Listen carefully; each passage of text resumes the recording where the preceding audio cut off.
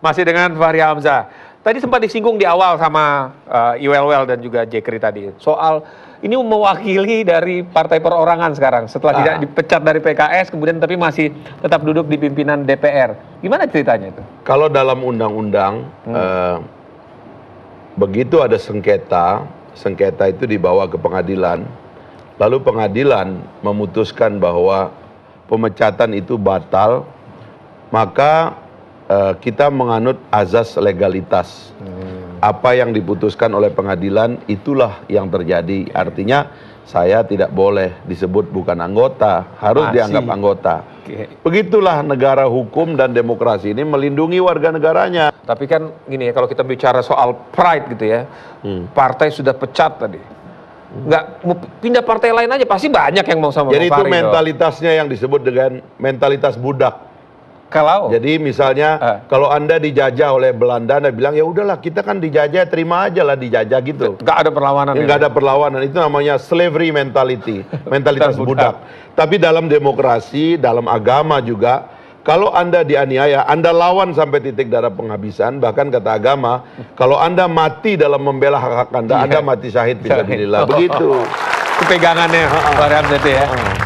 Tapi sekali lagi, realitasnya akankah berpindah ke partai politik lain? Seperti teman-teman yang pindah? Saya bilang partai ini itu juga dasar, saya ingin ceritakan ke orang. Kenapa saya itu setia? Karena saya tidak bermasalah dengan partai, saya bermasalah dengan orang-orang. Dan karena itulah, apapun keadaan saya, tidak diterima atau apapun, saya tetap akan menjadi tim sukses PKS 2019. Dengan cara saya sendiri. Saya garis bawahi. Jadi tetap mengikuti apa yang ditetapkan oleh partai. Kan gini, daftar caleg kan sudah keluar dan saya tidak dicalonkan. Tapi saya tetap akan menjadi tim sukses PKS 2019. Tim sukses PKS 2019. Oke.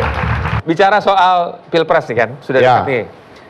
Rame-rame orang mencalonkan dirinya, mendeklarasikan dirinya. Fahri Hamzah tidak? Saya mendukung Pak Anies Mata menjadi calon presiden karena dia salah satu calon di PKS. Iya dong. Karena PKS-nya? Iya kan saya masih kader juga. Meskipun ada 9 calon. Tadi oknum-oknum atau pimpinannya presidennya bahkan tidak senang itu sama urusan dia lah gitu kan. Tapi saya sebagai kader melihat dari 9 itu Anies Mata cocok memimpin bangsa Indonesia. Ya saya calonkan dia. Nanti kalau dia maju dan benar maju, saya juga jadi tim sukses buat dia. Ini pertama kali loh dukungannya Fahri Hamzah lugas langsung mendukungnya Anies Mata. Enggak ya, saya tadi mau jualan kopi aja. Nah bicara soal Bang Fahri tadi kan musuh nggak takut, ya sudah.